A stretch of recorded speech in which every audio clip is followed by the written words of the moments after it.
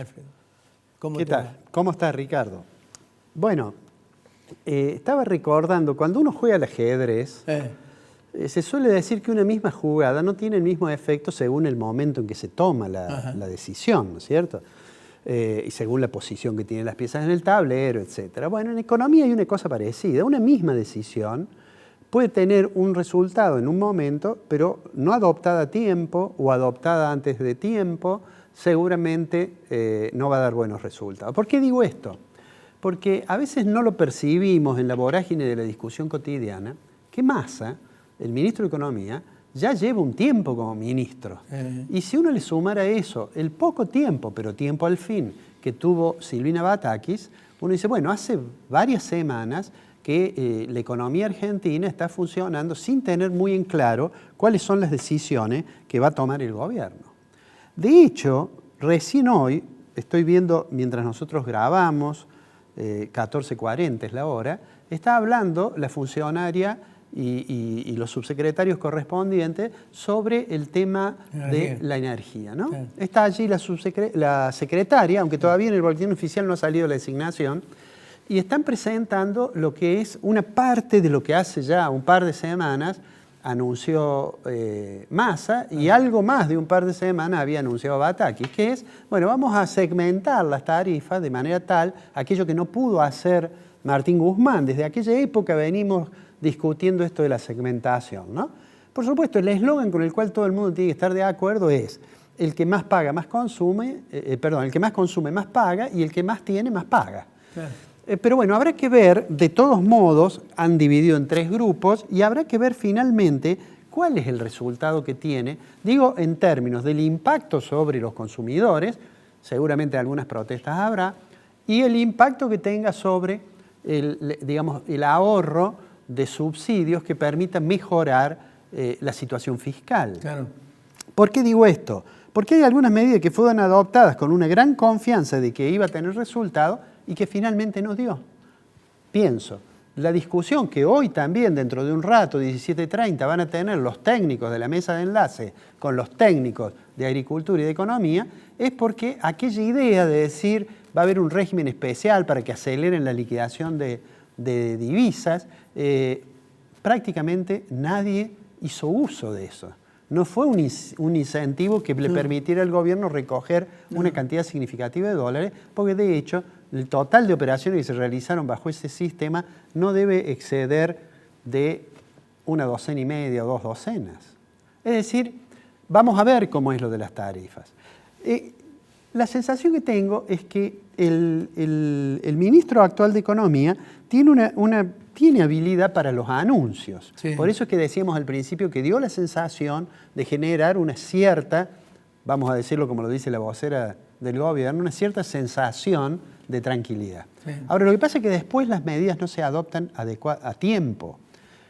El ejemplo extremo de eso es que el gobierno hizo saber que el viceministro de Economía iba a ser Gabriel Rubinstein. Y después, en ese fin de semana, no fue. Lo que sí sabemos es que en estos días le ofrecieron a 2 o 3 personas ser viceministro.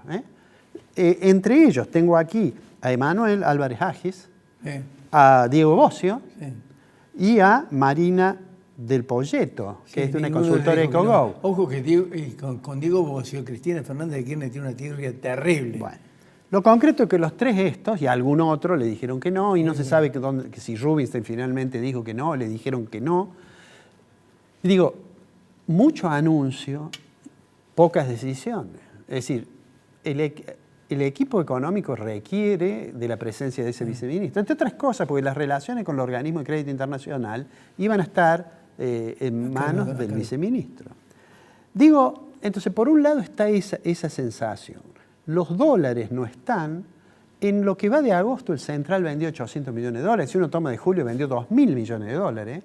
Y bueno, hoy van a tratar de nuevo un régimen. Yo me preguntaba la semana que viene en el editorial, ¿están vendiendo los dólares del encaje de los depósitos? Bueno, eso es una cosa difícil de precisar, claro, porque en realidad en las reservas hay dólares, hay oro, hay algunos papelitos, una letra que le da el Central al Tesoro cuando le pide un adelanto para pagar algo. Sí. ¿No? Bueno, entonces es difícil. Lo que sí está claro que no hay disponibilidad de reservas para liberar las importaciones. Y lo que además ocurre es que como se aceleran las importaciones, el gobierno ha dicho, bueno, hubo un festival de importaciones. Y es cierto que se importó mucho y que a pesar de que las exportaciones fueron altas, no se puede acumular reserva, pero la pregunta que tienen que hacerse es ¿por qué ocurre eso? Y eso ocurre porque los importadores piensan, no saben hasta cuándo van a poder importar. Entonces una fábrica que necesitaba tener un stock de insumo, de un insumo crítico para la producción, y normalmente tenía 60 días de stock, bueno, trata de tener 90 o 180 días, porque no sabe si va a poder finalmente importar. Danica. Por ejemplo, un productor o un exportador de oleaginosa, en realidad tiene que pensar hasta cuándo puede, digamos, retener la soja, porque, bueno, primero porque con eso va a hacer frente seguramente a otras erogaciones cuando llegue el periodo de siembra, pero además porque, digamos, el dólar que va a recibir es un dólar de 90 pesos. Entonces es bastante poco probable que, por eso es que no funcionó tampoco el incentivo que le dieron, ¿no? Entonces el gobierno está tratando de evitar una devaluación que tenga un impacto muy fuerte, porque lo tendría, sobre otro indicador, en el cual es aquella guerra perdida por el presidente. Cuando le declaró la guerra a la inflación, esa es una guerra que perdió. No solamente tenemos el mes de julio con la tasa que se dio a conocer el jueves pasado de crecimiento del índice de precio del consumidor a nivel nacional, sino que vamos a tener seguramente en agosto una tasa alta que va a estar entre el 6 y 7%. Sí. Eso nos hace caminar, yo creo sinceramente, si no hay un cambio, a 3 dígitos de inflación. Sí. Y entonces todo eso además realimenta la visión de que quizás en algún momento habrá una devaluación. Con inflación, digo, la batalla está perdida. El gobierno ahora, Massa, esta suerte de primer ministro que hay, lo designó a Tombolini, ¿no? Que es un economista, que tomó cierta percepción, dijo Tombolini. Claro, en realidad Tombolini dijo una cosa que es cierta, pero la dijo tan mal que, bueno, le han contestado todos, hasta gente que está en el gobierno. Él dijo esto de la percepción de la inflación como más alta, y eso porque es cierto que cuando hay tasas de inflación alta y una persona va al supermercado y va a comprar aceite, que lo compra siempre, y ese mes el aceite subió el 10%, cuando ve que la inflación fue 7,4, dice, no, fue más, fue 10%. Ahora eso no tiene nada que ver con el 7,4, esa percepción. El 7,4 existe, es el promedio que el INDEC, con una buena metodología, calcula. Tombolini me parece que está un poco desbordado y habla de que se van a seguir algunos acuerdos, pero hasta ahora no ha hecho mucho. Tombolini adquirió cierta notoriedad, seguramente vos recordás, cuando siendo candidato mostró la heladera vacía de su departamento, ¿no? Claro. Pero digo, es economista, muchas veces ha formulado análisis interesantes, pero se ve que en este cargo tan complejo que es la Secretaría de Comercio, porque el Secretario de Comercio no es el responsable de la inflación. Ahora, es uno de las personas que tiene que cooperar en un programa integral contra la inflación. Eso, ese es otro problema serio. El tercer problema es que el gobierno sabe que está gobernando un país en el cual los niveles de pobreza han crecido de una manera que yo siempre digo deberían avergonzarnos, ¿no?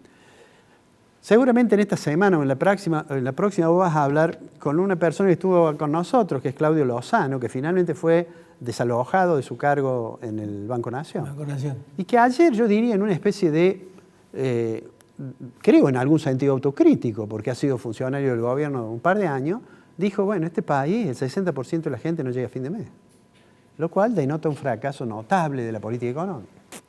Entonces, para cerrar, digo, Massa, una persona de un volumen político mucho mayor a Batakis, incluso a Martín Guzmán, quizás en mucho generó esa sensación de tranquilidad, ¿no? Yo dije en aquel momento que me parecía que había que ver qué hacía. Bueno, hasta ahora ha hecho anuncios, pero me parece que si viráramos en un reloj de arena, ya los granos que van quedando para caer son pocos. Y si no se adoptan medidas que sean efectivas en el corto plazo, y la apuesta que hizo a Massa le puede resultar perdiéndola. ¿Te acordás de Fidel Pinto? Sí, me acuerdo, claro. ¿Cómo no? Sarasa. Ese fue Martín Guzmán. Sí, ese fue Martín Guzmán. Sí. Pero es cierto lo que decís, es cierto. Si hasta ahora son todos anuncios. Son muchos anuncios. Ninguna acción. Mi abuela decía mucho ruido y pocas nueces. Pocas nueces, exactamente.